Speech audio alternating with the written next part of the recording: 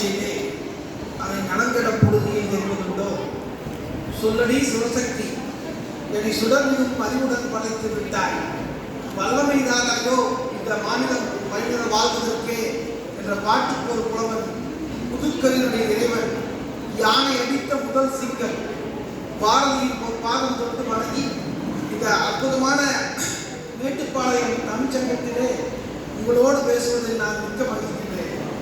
என்னை இங்கே அழைத்த ஜெயராமன் ஐயா மற்றும் அனைத்து நிர்வாகிகளுக்கும் எனது நெஞ்சம் நிறைந்த நன்றிகளை தெரிவித்துக் கொள்கின்றேன். இந்த விழாவை பார்த்தீங்கன்னா 9ஆம் வகுப்பு படிக்கின்ற மாணவிக்கு பாராட்டு விழா. 9லிருந்து 90 வயது நிரம்பிய பத்மஸ்ரீ விருது பெற்ற பத்ரப்பன ஐயாவுக்கு பாராட்டு விழா.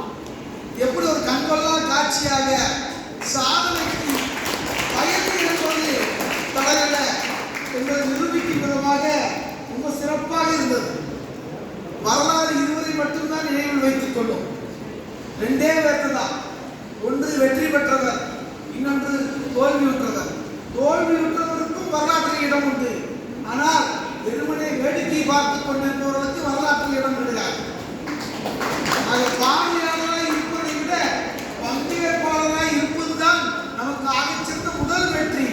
அந்த வகையிலே இந்த 9ஆம் வகுப்பு மாணவியை அவன் அம்மா பேசும் பொழுது அந்த பெற்றோர்களுக்கு நன்றி, அந்த ஆசிரியருக்கு நன்றி அப்படின்னு சொல்லி எனதருமை மாணவி அந்த அந்த பூரிப்பு இருக்கு பார்த்தீங்களா, அது உண்மையாகவே மிகவும் சிறப்பான ஒரு விஷயமாக பட்டது.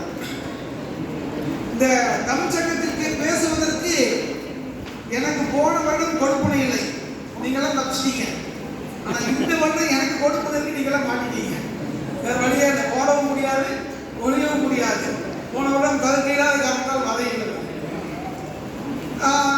உண்மையாகவே ரொம்ப மன மகிழ்ச்சியாக இருக்கிறது.